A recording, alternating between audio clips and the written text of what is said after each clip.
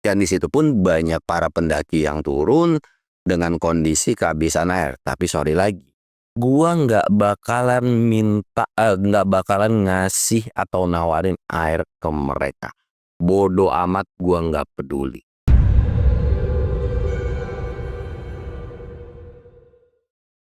Assalamualaikum warahmatullahi wabarakatuh. Balik lagi di channel Samsul Mister Horror. Dongeng horor gua kali ini gue bakal nyeritain tentang pendakian lagi nih guys. Dan buat kalian yang penasaran dengan ceritanya, kalian wajib tonton video ini sampai habis. Dan jangan lupa like, comment, subscribe, dan share video gua ke banyak orang. Jangan lupa juga nyalain lonceng notifikasinya biar kalian gak ketinggalan video terbaru tentang gua. Dan buat kalian yang mau ikutan open trip, kalian bisa kunjungi Instagram gua di bawah sini. Dan buat kalian yang mau lihat video vlog juga, kalian bisa lihat di bawah sini. Dan gak usah banyak basa-basi lagi, kita mulai ke segmen donor. Dongeng horor dimulai.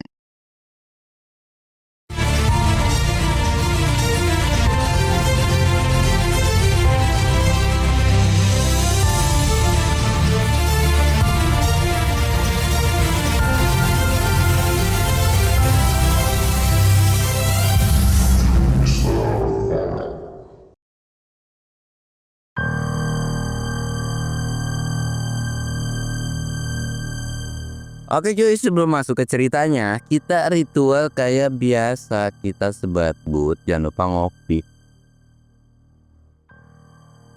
Mantap. Oh iya, sebelum masuk ke ceritanya, kita doakan saudara-saudara kita yang terkena musibah, terutama buat para korban, semoga cepat ditemukan ya. Karena gua denger beritanya, kadang ngikutin ya.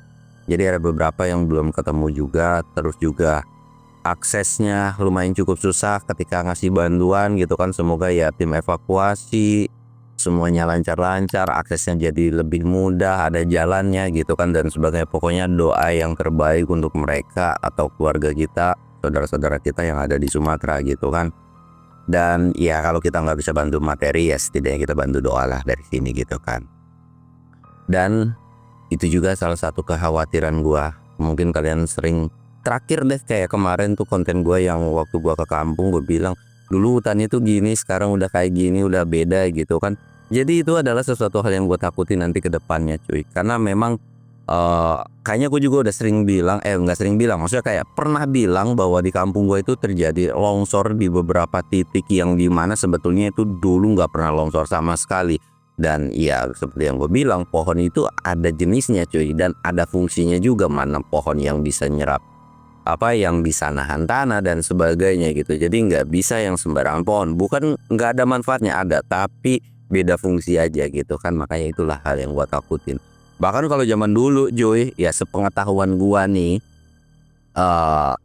buat nyalain atau pakai kayu bakar buat masak gitu, itu pakai kayu bagus cuy. Kayu-kayu keras, kayu-kayu yang biasa buat bahan bangunan gitu. Ya kalau sekarang menurut lu mahoni itu udah paling bagus gitu kan, atau kelasnya itu udah bagus banget. Dulu mahoni mah ya elah nggak ada apa-apanya di kampung gua. Ya intinya udah kayak kayu biasa aja, harga murah gitu kan. Ya sekarang mah kayu mahoni aja udah wah banget gitu kan. Karena saking langkanya pohon-pohon yang berkualitas gitu kan. Dan oke lah, kita tidak perlu bahas itu lagi dan kita akan lanjut ke sebuah cerita aja. Yang dimana cerita ini itu adalah cerita pendakian Gunung Salak gua kemarin cuy. Jadi ketika di Instagram itu gue sempat nge-up cerita pendakian gua di Salak kemarin.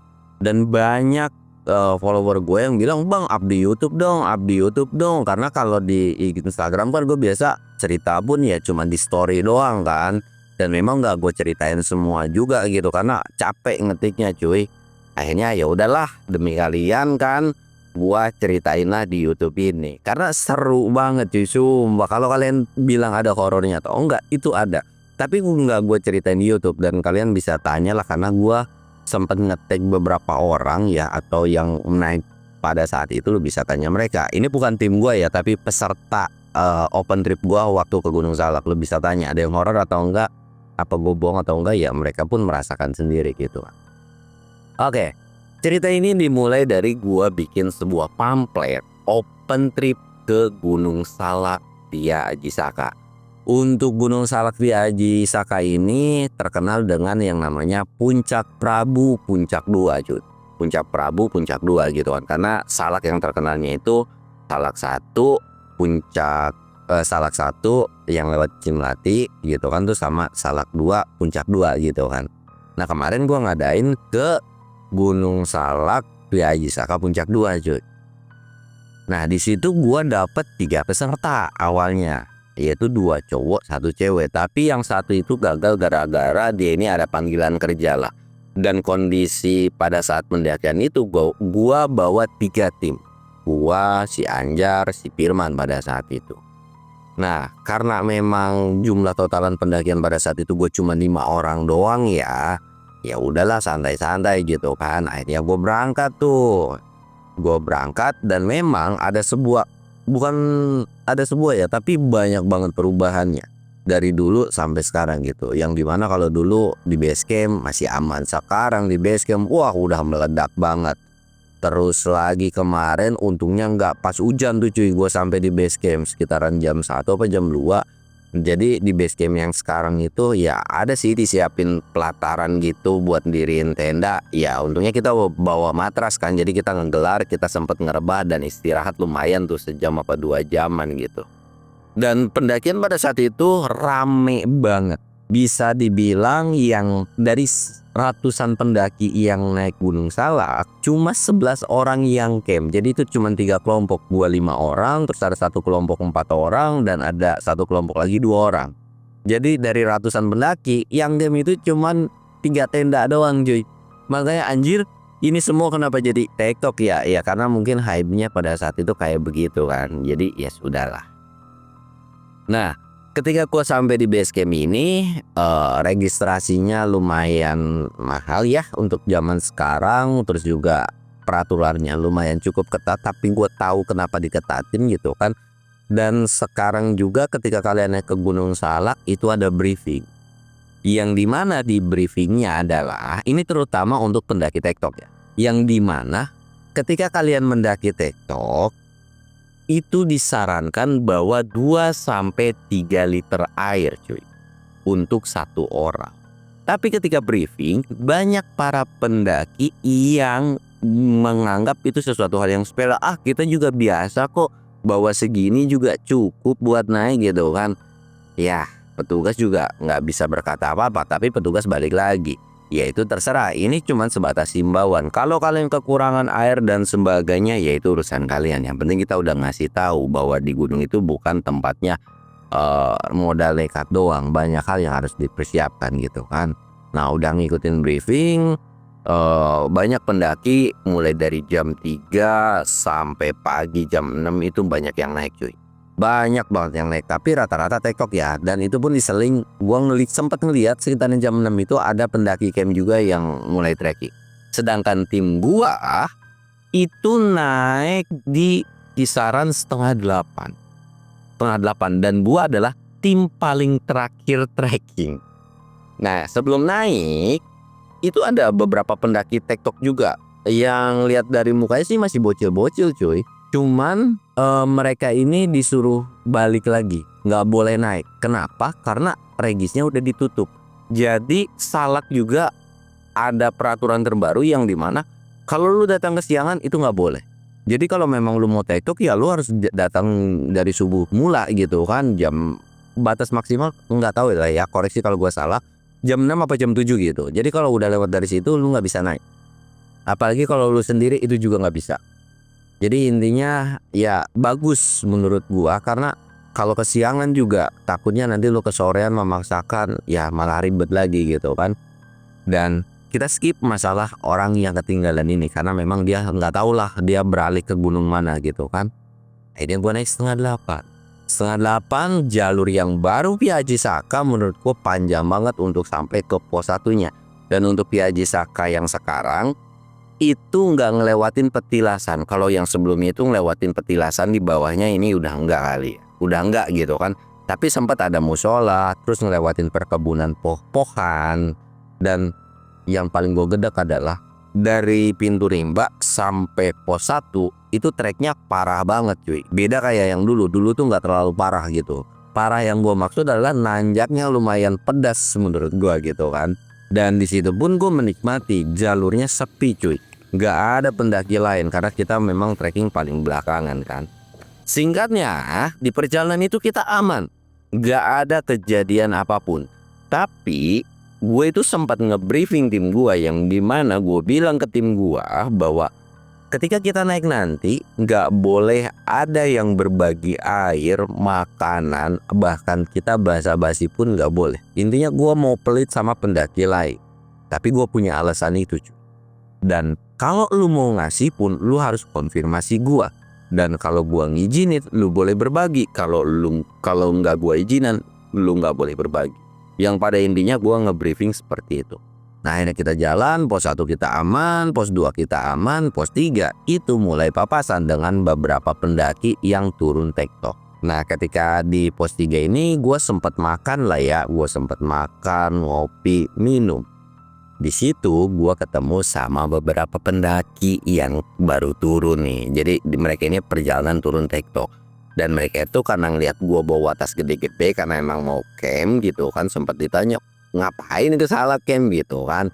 Dan si pendaki ini tuh sempat bilang, udah lu kalau mau camp mah keselamat aja gua temenin. Gua tuh cuman jawab, oh tapi teman-teman gue itu cuman senyum-senyum doang. Dan bahkan mungkin kayak pengen ketawa cuy. Entahlah mereka ketawa apa ya, kok mungkin bisa-bisanya ngajakin gua buat camp ke Selamet gitu, kayak ngecamp di Salak tuh nggak ada gunanya gitu kan. Tapi ya sudahlah, karena kan senangnya orang itu beda-beda. Kalau gua kan memang lebih suka camp, mau gunung apapun ya gua campin gitu, bukan di tektokin, karena gua menikmati alam. Dan kalau lu tektok kan pasti diburu-buru waktu, dikejar waktu dan sebagainya. Dan yang paling parah ketika gue sampai di pos 3 ini, itu pendaki yang ngejakin camp sama gue itu kekurangan air. Tapi gue nggak nawarin cuy. Gue mah di situ sibuk ngopi, sibuk makan buah jeruk, sibuk ketawa ketiwi, bahkan logistik atau makan siang kita itu nasi padang cuy. Walaupun nasi padangnya agak kurang ya, tapi setidaknya nasi padang lah ya. Jadi gue nggak nawarin tuh. Jadi dia tuh sempet curhat, duh haus banget nih. Tapi gue mah cuek-cuek aja minum dan sebagainya, cuek-cuek aja. Kalau dia minta pun itu pasti akan gue tolak. Sorry gue nggak bisa karena gue masih ada besok gitu kan, takut kurang dan sebagainya. Dan di situ pun sempet satu temen gue itu dimintain air, tapi temen gue itu dia bilang air gue tinggal dikit bang, karena memang di botol dia tuh tinggal segini lah kurang lebih. Dia bilang air gue tinggal segini karena rombongan gue udah di depan. Ya nggak mungkin gue kasih ke lu, ya intinya nggak dikasih lah gitu kan, berasan kayak gitu. Mungkin temen gue nggak enak kali ya. Tapi kalau gue sih akalan pedas, enggak, air gue nggak bakal gue kasih ke siapa-siapa kalau gue pada saat itu kan. Nah di situ pun dramanya cuman di situ doang. Singkatnya kita sampailah di area camp yaitu pos 4. Dulu area camp pos 4 ini sepengetahuan gue itu muat sampai 7-8 tenda. Tapi mungkin gara-gara jarang ada yang camp, ilalang itu makin tinggi, semak belukar makin tinggi, terus sama air hujan kali ya. Jadi ada beberapa yang longsoran tipis-tipis, terus juga nggak diurus juga gitu kan. Jadi kayak mungkin jarang yang nge-camp. Ya pos 4 sekarang itu cuman bisa ngediriin mungkin sekitaran 3 tenda, 4 tenda, itu pun maksa banget karena area udah nggak enak menurut gua gitu kan. Nah ketika sampai di area camp ini, jadi kita sempat kena gerimisan, nggak terlalu deras tapi lumayan cukup kuyup ke baju gitu kan. Dan kita juga sempat pakai jas hujan sebelumnya. Dan ada satu tenda yang di bawah buat mendirikan tenda. Tapi gue pun belum bisa mendirikan tenda banyak nih cuy, karena gue bawa 3 tenda. 2 tendanya kapasitas 2, 1 tendanya kapasitas 1, kayak terap tenan gitu. Dan kenapa gue belum bisa bikin tenda? Karena ada spot yang dipakai sama pihak open trip. Tapi gue nggak mempermasalahkan ya sama si open trip ini, karena mereka kan tektok juga gitu kan.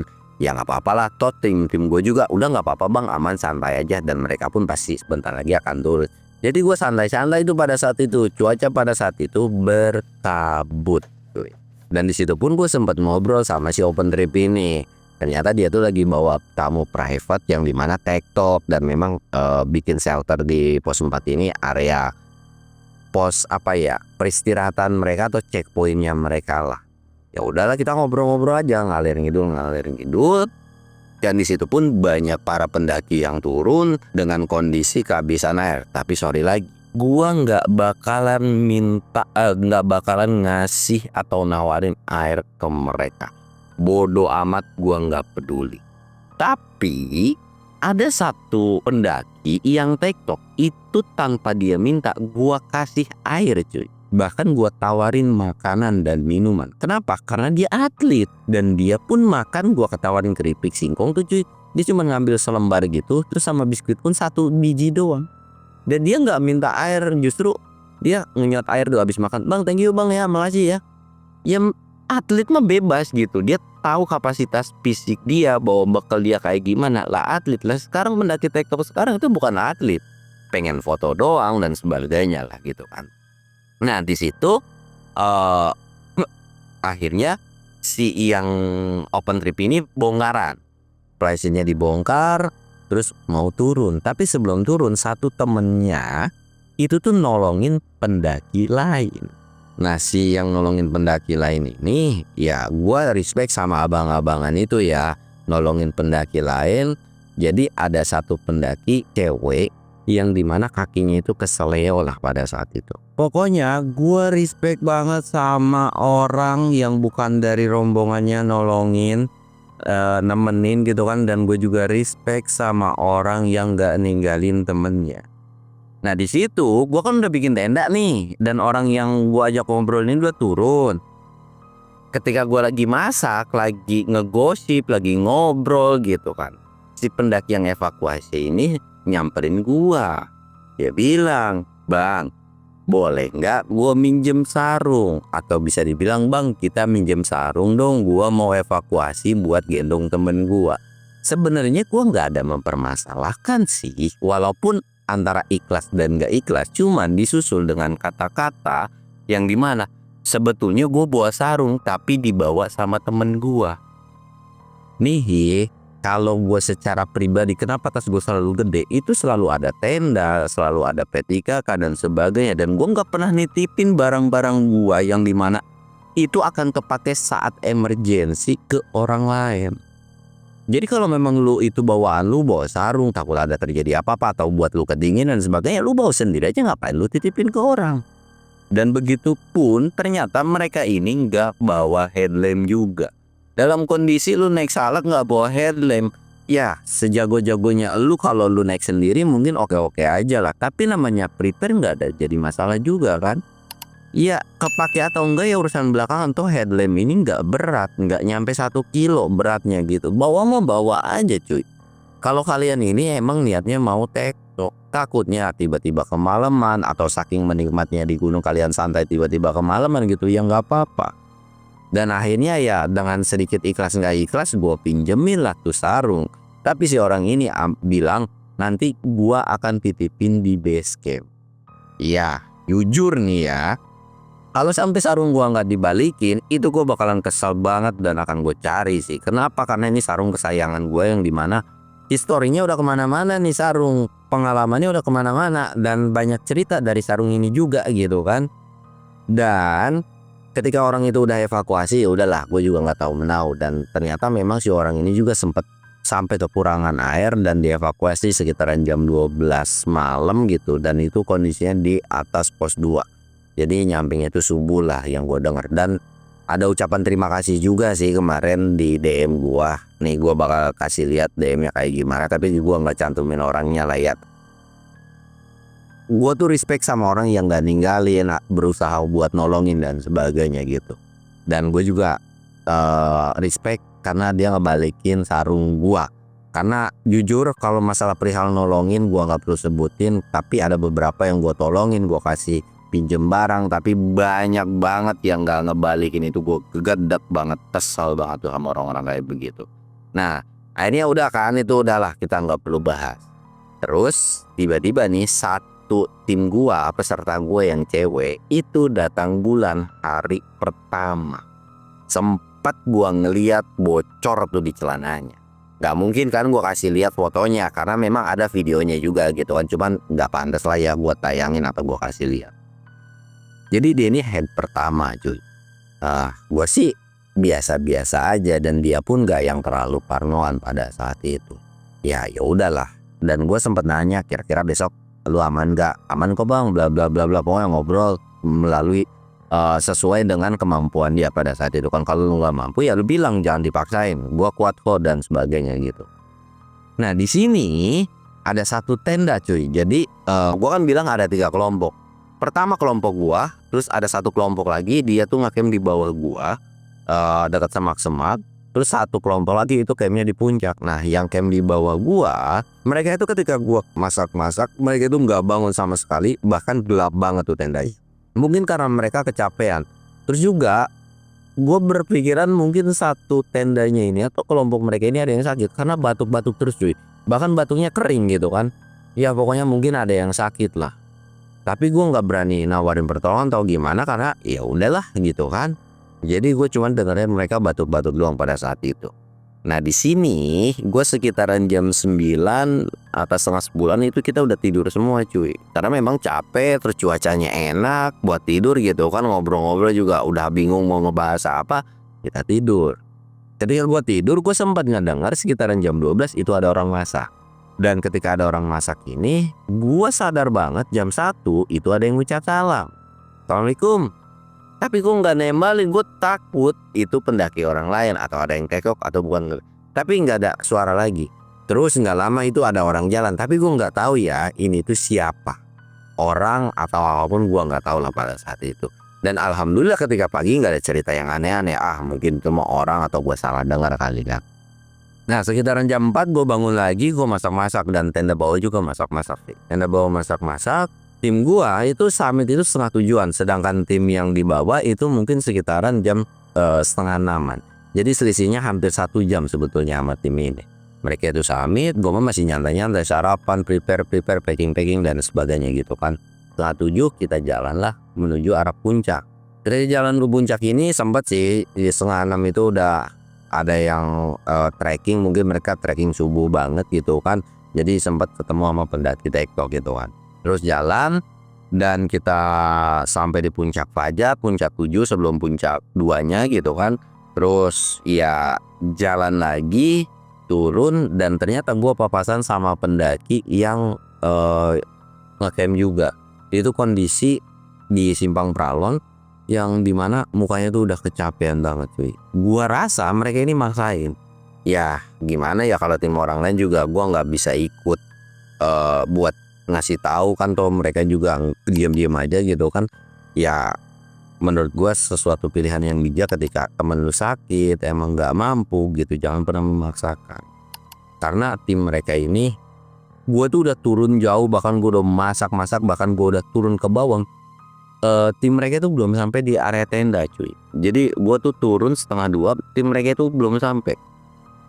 Jadi ya gue bisa dibilang mereka ini maksain gitu kan. Ya walaupun gue nggak tahu mereka sampai jam berapa, tapi ketika sampai maghrib itu gue nggak ngeliatin mereka. Karena gue bisa ngebedain mana tim yang TikTok mana enggak. Kalau tim yang camp itu pasti bawa carrier, bawa gede-gede lah. Nah itu tuh sampai maghrib nggak ada. Gue nggak tahu mereka turun sampai jam berapa. Dan gue tuh kan udah setelah papasan, terus gue naik lagi, sempat papasan sama pendaki yang camp di puncak juga. Terus gue jalan sampailah di puncak. Di puncak gue nggak begitu lama, cuman sekitaran setengah jam, foto-foto, ngopi, nyemil, terus gue turun lagi. Dan ketika gua jalan atau trekking sama peserta trip itu gua pasti ngajarin mana pijakan yang enak, mana pijakan yang salah, terus kapan istirahat, dan intinya semua diarahin cuy. Jadi kalau misalkan lu kapan-kapan ikut open trip gua, ya open trip gua seperti itu. Ya walaupun banyak open trip ya kayak begitu, tapi banyak juga open trip yang cuman ya open trip jalan-jalan aja gitu cuy. Nggak ngasih edukasi, ilmu dan sebagainya. Tapi kalau sama gue insya Allah nggak bakalan gitu kan. Nah perjalanan gue turun dari puncak itu sebelum tanjakan Wayahna. Kalau dari puncak itu gue sempet ngedenger suara teriakan anak kecil.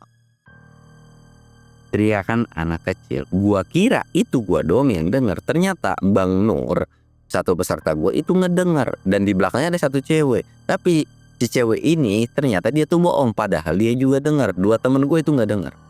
Gue sempet tengok, bang itu anak kecil siapa ya? Kesalah kadang ada yang naik anak kecil. Nggak tahu, ya mungkin ada-ada aja kali gitu kan.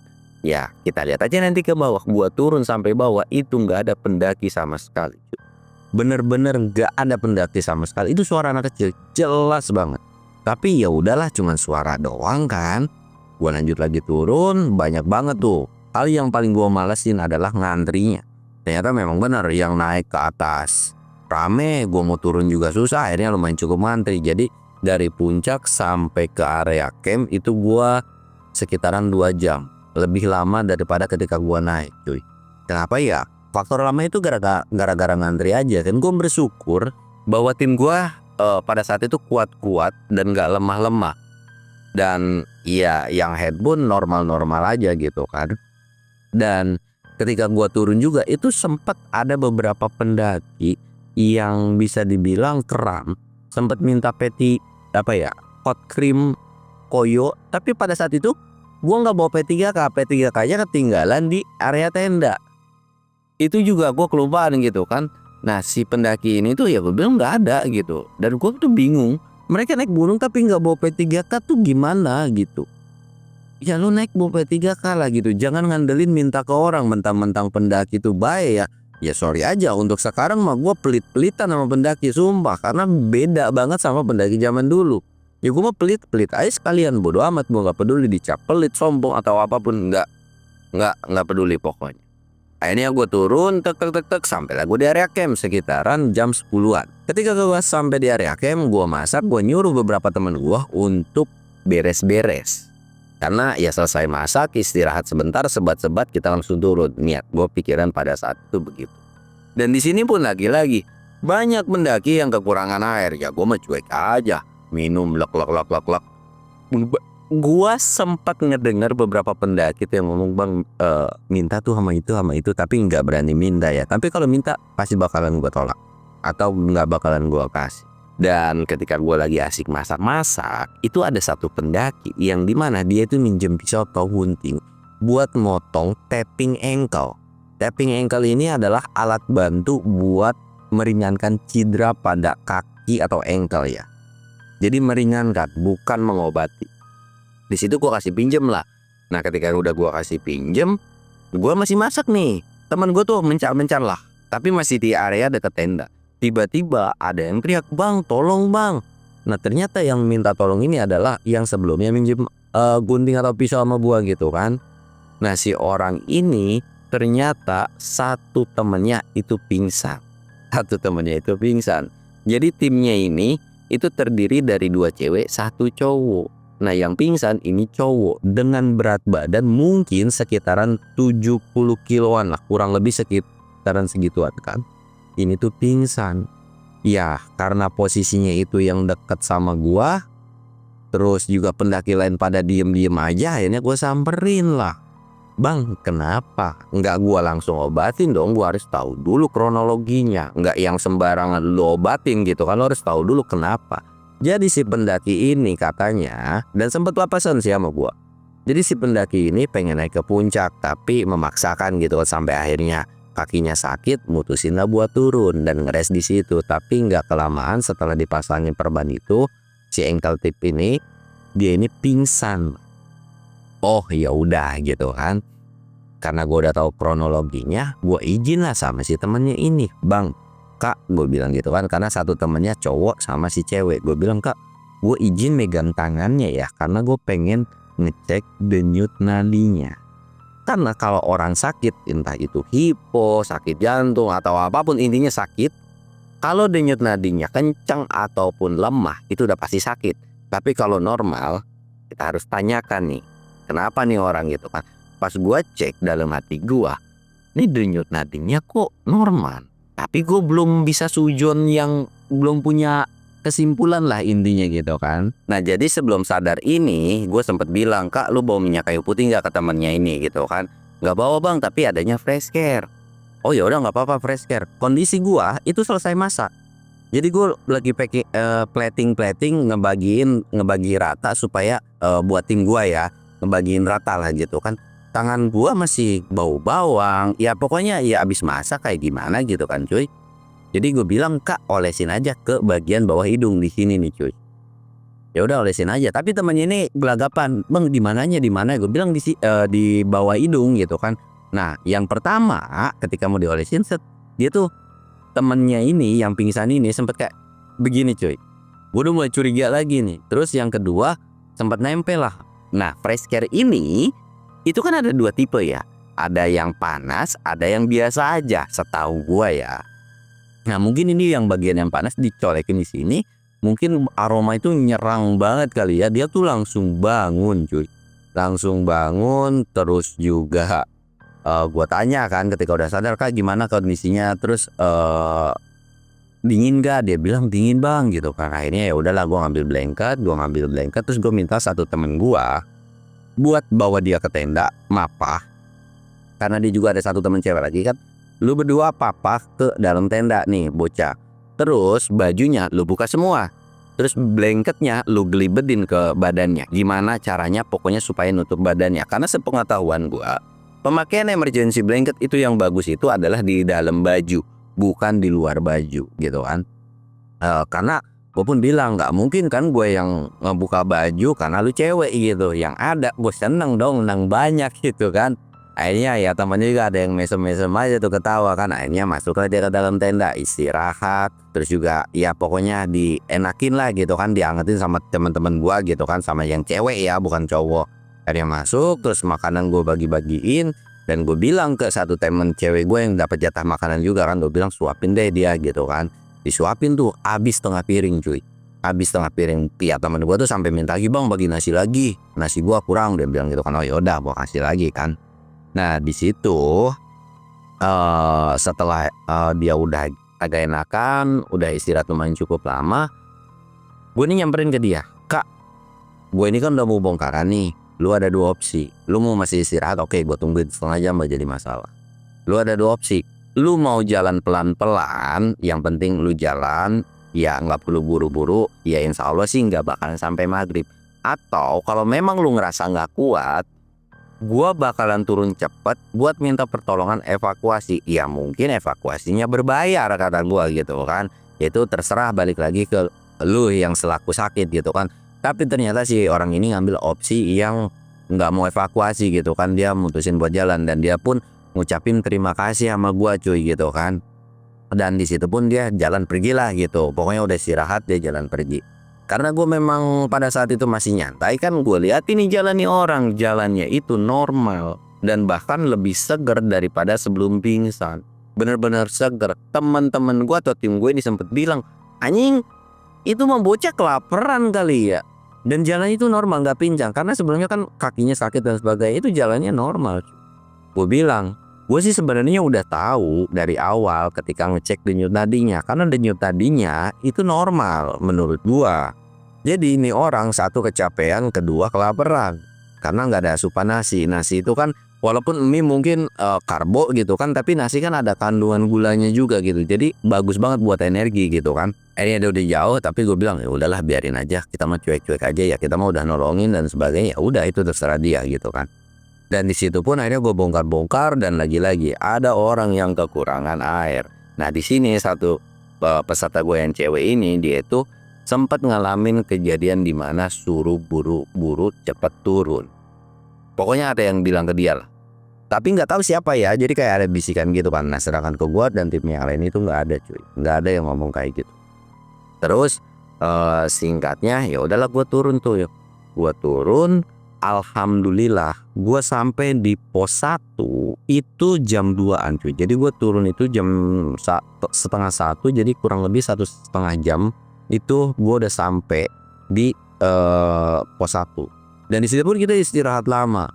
Dan sempat sih gue ngeliat beberapa temen gue itu panik kayak ngeliat sesuatu, tapi gue nggak mau terlalu ngebahas. Yang penting mereka selamat, aman dan normal. Dan sebelum sampai di musola tuh pokoknya jalur yang sekarang itu ada musola di pinggiran trek sebelum pintu rimba mungkin kalau turun gitu kan. Itu hujan deras sampai geluduk dan sebagainya cuy. Itu benar-benar hujan dardor gitu lah. Wah untung banget tuh. Dan di atas itu masih banyak para pendaki yang masih kondisinya turun. Dan singkatnya gue sampailah di area di base camp gitu kan sekitaran jam 3. Ya gue langsung neduh, nyantai-nyantai, ada yang mandi dan sebagainya. Ya alhamdulillah pendakian pada saat itu ya kita mah aman-aman aja. Ya pegal-pegal mah wajar lah ya cuy, namanya juga naik gunung. Dan di situ pun banyak pendaki. Jadi gue pulang dari Salak gitu sih sekitaran jam 7-an. Itu masih banyak cuy yang turun karena hujan deras kan. Terus jalan juga udah pasti licin, dan sekitaran jam 6 ketika gue ke toilet itu banyak pendaki yang udah penuh lumpur. Wah pokoknya macem-macem, pokoknya banyak banget yang ngerungkat lah. Pasti itu banyak kejadian yang mungkin evakuasi dan sebagainya. Karena gua ngelihat ada pendaki itu yang dipapa sama temennya. Itu kondisi udah lumpuran semua. Gue sih cuma senyum-senyum doang gitu kan. Dan di situ pun akhirnya ya udahlah, tadinya gue pengen mutusin buat pulang agak maleman karena gue pengen tahu kondisi pada saat itu. Tapi ya karena gue nggak enak sama teman-teman yang lain, akhirnya gue pulang lah. Dan alhamdulillah gue sampai sekitaran jam berapa ya? Sekitaran jam 11, jam 11-an gue sampai di rumah. Gue langsung tidur, ya istirahat begitulah. Dan sampai akhirnya ya cerita ini pun selesai cuy. Nah yang gue mau bahas di sini atau yang gue garis bawahi adalah, iya, gua nggak pernah cerita horor atau gua ngada-ngada ya, itu pun dari teman-teman gua sendiri gitu kan. Ya mereka sendiri yang mengalami, dan gua nggak apa ya, nggak bilang itu benar, nggak bilang itu bohong. Ya mereka sendiri gitu yang bilang, oh iya ada gini-gini gitu kan. Ya udahlah, kalau menurut gue itu bonus, dan lagian juga selama nggak ganggu mah menurut gua biasa-biasa aja lah gitu kan. Nggak usah yang terlalu ditanggepin. Dan lagi juga gue tuh kesal sama pendaki-pendaki sekarang yang dimana mereka ini persiapannya kurang cuy. Itu gue gedek banget sama pendaki-pendaki sekarang. Dan asal kalian tahu, tujuan gue naik gunung kemarin walaupun gue buka open trip, emang tujuan gue tuh mau julitin pendaki-pendaki TikTok, mau pelit sama pendaki-pendaki TikTok. Kenapa? Karena ya gue naik gunung persiapannya saya siapin air banyak, makanan banyak, biar gua nggak kehausan, biar gua nggak kelaparan gitu kan. Buat trekking pun bawa tenda atau camp itu supaya istirahat cukup. Jadi kita naik summit pun itu tenaga terkumpul semua. Gue pengen memberikan contoh. Dan pendaki sekarang kalau dibayar kadang-kadang nggak tahu diri. Mungkin sekarang kemarin itu gue sempat minjemin sarung dan alhamdulillah dibalikin ya. Beberapa kejadian itu gue sempat minjemin sarung lain gitu kan. Bahkan itu gue dapet sarung pemberian dari Bali ya. Itu sampai sekarang nggak balik cuy. Ada beberapa sarung ya, mungkin nggak banyak sih, mungkin sekitaran 3-4 sarung itu gue nggak balik cuy. Ada sweater atau jaket gue yang nggak balik juga. Ya itu loh cuy, nolongin orang tuh kesannya ketika kita nolongin orangnya nggak tahu diri. Itu aja sih. Ya sarung yang kemarin alhamdulillah dibalikin dan dititipin gitu kan. Dan ketika nolongin pun ya gue sih pilih-pilih. Harus memastikan mana yang benar-benar butuh pertolongan dan enggak. Kalau memang orang ini butuh pertolongan ya gue tolongin gitu. Dan lagian juga gue nggak akan nolongin kalau dia ada tim pendakian yang lain atau nggak ditinggal gitu kan. Tapi kalau misalnya nggak ditinggal ya lu sebagai temen ya harusnya lu udah prepare gitu kan. Baru ketika lu udah nggak bisa ngatasin baru minta tolong. Kalau lu nggak ada prepareannya ya lu ngapain ngajak temen lu mendaki gitu. Ketika lu nggak bisa nanganin pertolongan pertama ke temen lu yang lagi sakit, apa cedera atau apa gitu kan. Jadi ya gue tuh pengen kalian follower gue atau subscriber gue yang naik gunung itu jangan cuma ngasal. Gue nggak minta kalian naik gunung sama gue ikut open trip gue, enggak. Siapapun temennya itu silakan. Mau TikTok mau camp silakan. Tapi yang pasti persiapan perlengkapan alat kalian itu safety dan aman banget. Jadi biar kalian nggak kenapa-napa di gunung, dan bekali sama beberapa pengetahuan dasar tentang gunung atau hutan cuy, biar kalian ya setidaknya bisa dikit-dikit survival dan bisa ngatasi sesuatu hal yang memang seharusnya bisa diatasi nggak terjadi sama kalian gitu kan. Dan ya kalau kalian tanya ini ada horornya, ya horornya cuma gitu doang. Kalau dibilang serem ya nggak serem sih, karena teman gua pun ya balik lagi ketika ada kejadian sesuatu hal yang horor, kalau tim kalian itu nggak menanggapi atau nganggap biasa-biasa aja ya nggak horor juga. Dan menurut gua kalau ada yang horor di gunung selama nggak bikin kita bahaya, menurut gua aman cuy. Itu adalah sebuah bonus yang dimana kita menikmati alam. Ya udahlah, di alam itu ada tumbuhan, ada hewan, mungkin ada makhluk tak kasat mata. Udah biarin aja. Ada kita selaku manusia yang jadi pendaki, udah masing-masing yang penting kita nggak merusak alam, kita menikmatinya dengan benar, nggak melakukan pelanggaran yang lain-lainnya. Ya intinya kita saling menghargai aja gitu kan. Dan mungkin ceritanya cukup sekian. Gue langsung undur diri. Assalamualaikum warahmatullahi wabarakatuh.